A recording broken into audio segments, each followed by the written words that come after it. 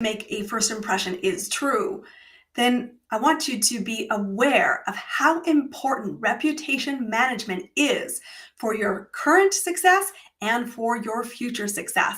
Today on Amplify Your Marketing Message, we're going to be talking about how do you curate your reputation both visibly and be aware of the hidden reputation you're casting in the marketplace to see predictable client results and more impact.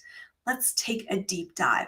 One of the things I say to my clients all the time is it's so important that you curate your reputation. And we often start with the visible one. We take a look from a marketing perspective, from an audience building perspective, and from the offer generating and creation perspective. What is it that you stand for?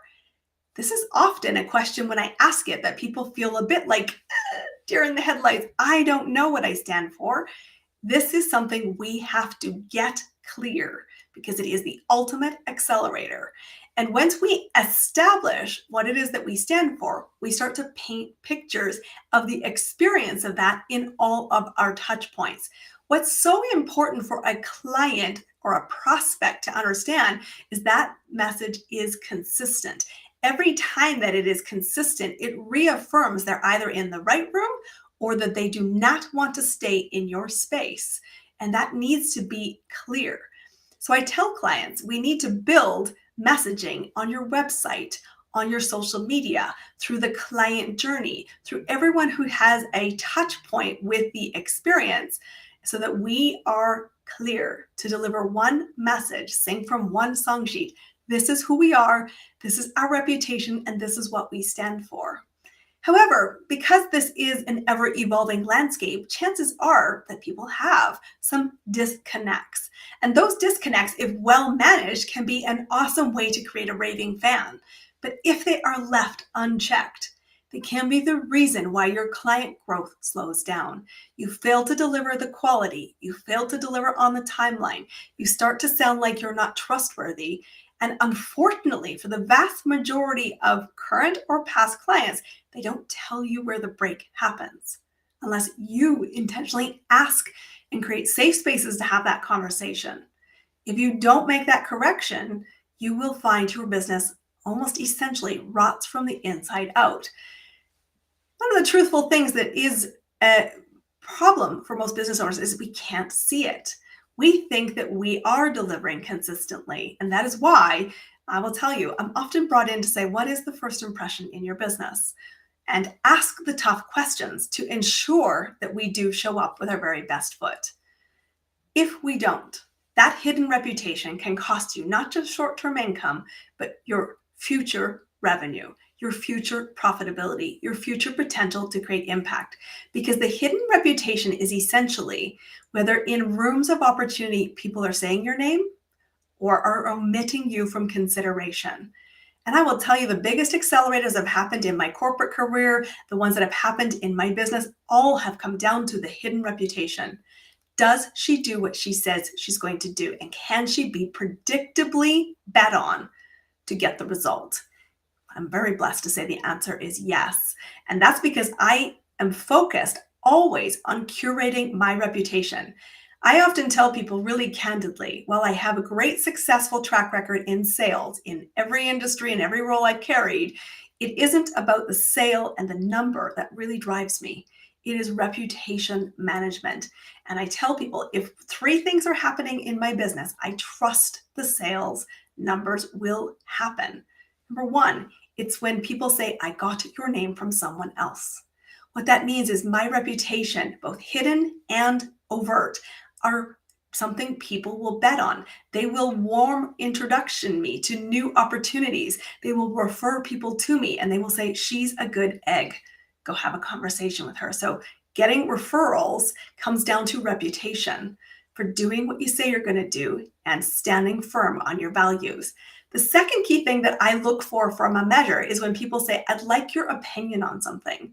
Often they're coming to me as an expert. And my goal is not to help them make a decision, but to guide the questions that will help them make an informed one. I'm not tied to the outcome. And that's why I often tell people, I view myself as a thinking partner.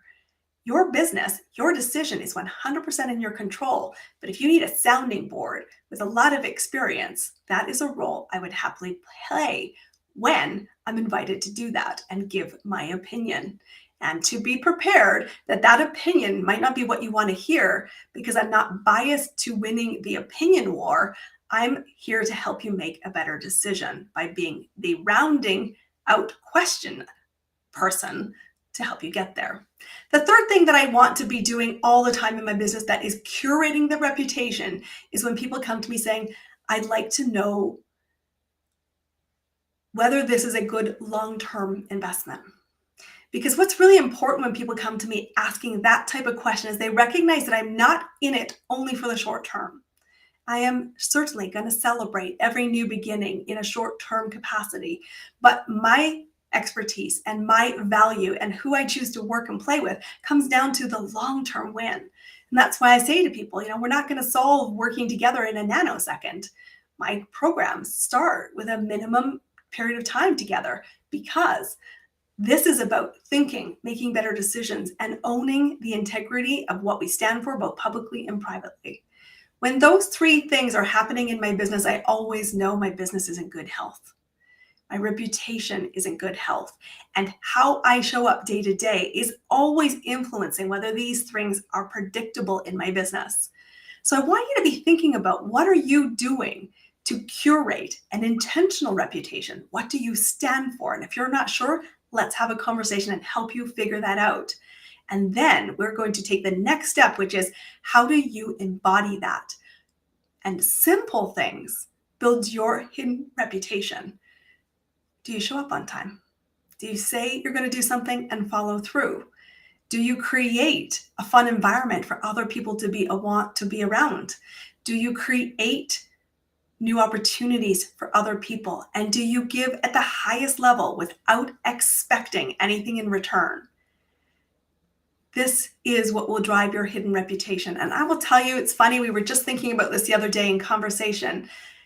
Some of the biggest opportunities in my life have come from doors I didn't even know were opening for me because of the hidden agenda.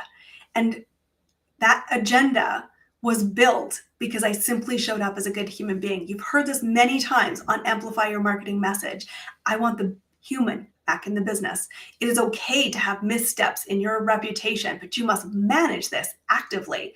You must have the courage to listen to feedback, to find out where the wrinkles are and take corrective action, both in how you as the business owner or solopreneur are showing up, but more importantly, also how your team is embodying and living it. Because here's what it really comes down to.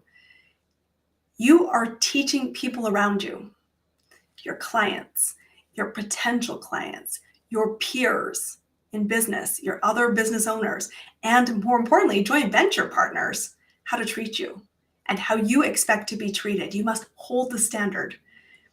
Many years ago in business, I was on an event, and I can remember being a young, inexperienced person who traveled on business, and we encountered a situation where a partner of ours arrived late at night, had dinner with us, and the rest of their local team went home. And we looked at this young person and said, "So where are you staying?" He said, "I don't know. I thought the team made a room reservation for me, but I don't have a room." Our hotel was sold out, and so were most of the hotels in the downtown core, because this was a very big trade show.